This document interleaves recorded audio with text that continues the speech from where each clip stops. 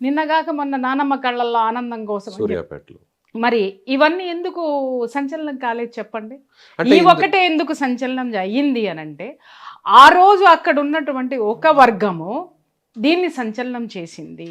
ఏ వర్గం అంటారు? అది నేను ప్రస్తావించకూడదు కదా, ఓకే. అది నేను ప్రస్తావించకూడదు. ఒక వర్గం బలంగా దీన్ని ముందుకు తీసుకెళ్ళింది. ఇక్కడ ఎలా వచ్చిందంటే చివరికి నాకు నిజంగా బాధేస్తుంది. ఇక్కడ ఎప్పుడూ కూడా ఏ విషయమో ఒక మనిషి చనిపోయాడు, మనిషికి విలువ ఇవ్వడం మానేసి కులాలకి తర్వాత మతాలకి తీసుకొచ్చి ఆ పరిస్థితులను అంటగడుతూ ఉంటారు.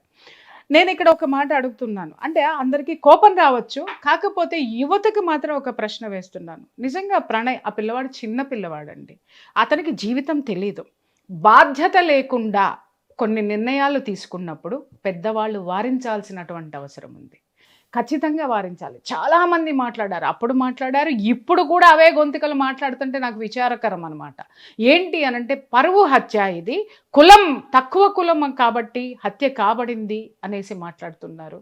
ఏమండి నేను ఇక్కడ ఒకటే మాట మాట్లాడతాను, మనం నిత్యం మాట్లాడుకునేటటువంటిది ఏంటి, కులాలు ఉండకూడదు, కులాల అడ్డుగోడలు తొలగిపోవాలి అని అన్నప్పుడు మరి ఈ కులం వ్యక్తి ఉన్నతమైనటువంటి ఆడపిల్లని చేసుకున్నప్పుడు మనం ఎంత స్వాగతించాలని మనం ఎంత కోరుకుంటామో, మరి పోరాటానికి వచ్చేటప్పటికి కులం ఎందుకు వస్తుంది?